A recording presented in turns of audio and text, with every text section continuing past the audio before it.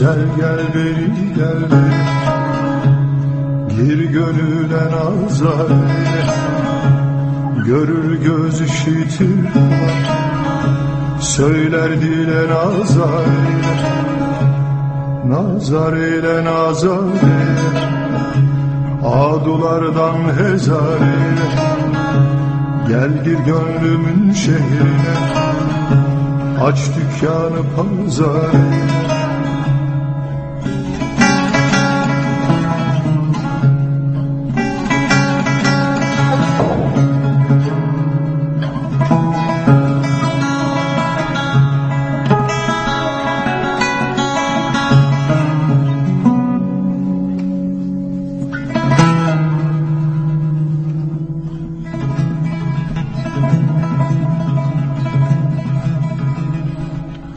Baştır gövdeyi gözler, ayak menzile yetirer.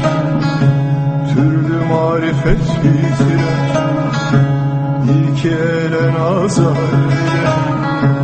Nazar eyle nazar eyle, adulardan hezar eyle.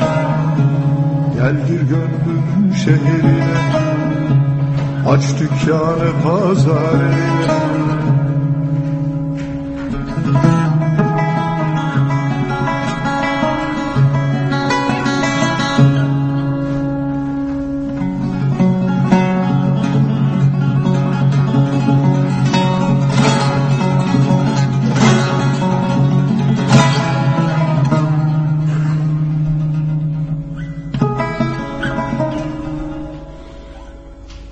Hatayım der ki ya gani, veren alır tatlı canı.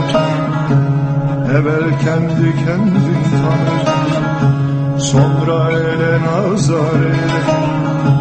Nazar eyle nazar eyle, adulardan hezar eyle. Gel gönlümün şehrine,